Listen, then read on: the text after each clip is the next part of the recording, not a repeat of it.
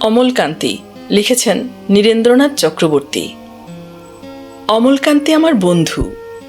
স্কুলে আমরা একসঙ্গে পড়তাম। রোজ দেরি করে ক্লাসে আসতো, পড়া পারত না। শব্দরূপ জিজ্ঞেস করলে এমন অবাক হয়ে জানালার দিকে তাকিয়ে থাকতো যে দেখে ভারী কষ্ট হতো আমাদের। আমরা কেউ মাস্টার হতে চেয়েছিলাম, কেউ ডাক্তার, কেউ উকিল। অমলকান্তি সেসব কিছু হতে চায়নি। সে রোদ্দুর হতে চেয়েছিল।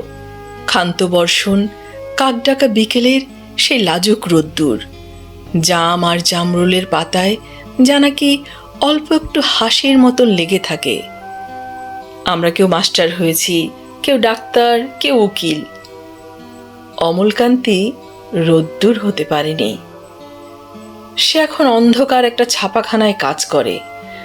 মাঝে মধ্যে আমার সঙ্গে দেখা করতে আসে, চা খায়, এটা ওটা গল্প করে, তারপর বলে, উঠি তাহলে। আমি ওকে দরজা পর্যন্ত এগিয়ে দিয়ে আসি। আমাদের মধ্যে যে এখন মাস্টারি করে, অনায়াসে সে ডাক্তার হতে পারত।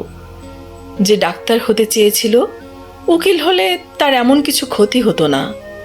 অথচ সকলেরই ইচ্ছা পূরণ হলো, এক অমলকান্তি ছাড়া।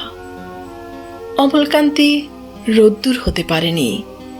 সেই অমলকান্তি রোদ্দুরের কথা ভাবতে ভাবতে ভাবতে ভাবতে যে একদিন রোদ্দুর হতে চেয়েছিল।